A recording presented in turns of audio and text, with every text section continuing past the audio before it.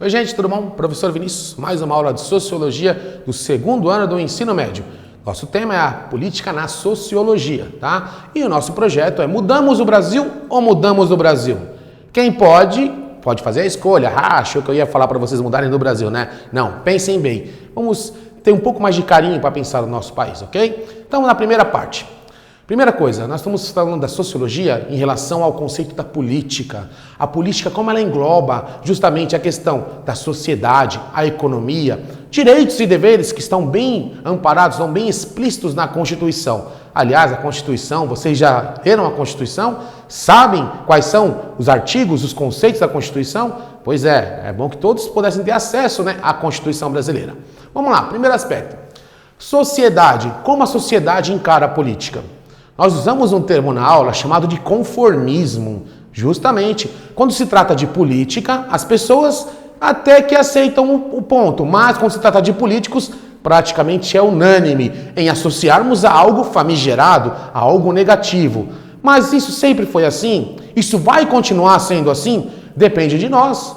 Vocês hoje são os futuros eleitores. Nós somos os futuros eleitores, todos nós temos essa missão de mudar, então cabe à sociedade mudar esse conceito e está fazendo o seu papel. Nós já tivemos 2 impeachments no Brasil, sim, justamente 2 impeachments.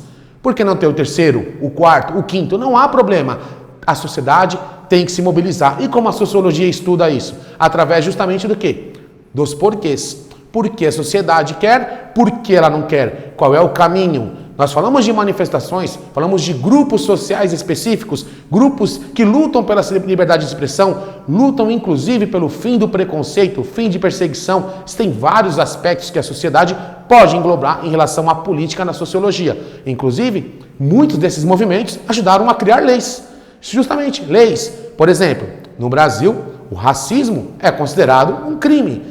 Vários países como os Estados Unidos e a Inglaterra, a liberdade de expressão, através da 5ª emenda, permite que a pessoa declare a sua aversão à raça X ou raça Y. Enquanto no Brasil, negativo, nananina não. Se você declara, se você pensar em ofender uma pessoa por cunho racial, é prisão, tá? É sem fiança, a pessoa passa vergonha. E se for filmado, aí já era. A pessoa nunca mais vai ser aceita naquele convívio dela e passa a ser vista como uma pessoa não grata, ou seja, uma persona que não é muito amigável, tá ok? Na economia, qual é o papel da sociologia? Nós tivemos crises muito importantes no quais o mundo passou. Atualmente estamos vivendo uma crise pandêmica. Como isso afeta a economia? Vocês estão assistindo essa aula justamente por causa das consequências dessa pandemia. Sim, como isso então afetou no cotidiano de vocês, na economia do país, na economia da sua casa, na economia do nosso meio social, como essa pandemia está afetando o nosso dia a dia. E é lógico, nós não deixamos de falar da questão dos direitos e deveres.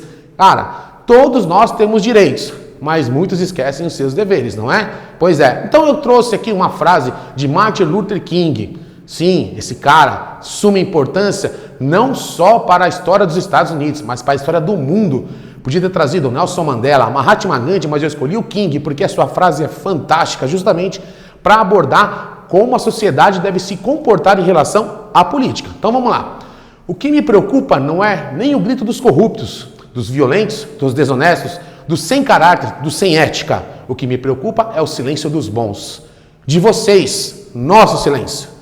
Isso é o que preocupa Martin Luther King, que está imortalizado como uma ideologia do correto, uma ideologia do vivermos em paz, vivermos em harmonia, ok?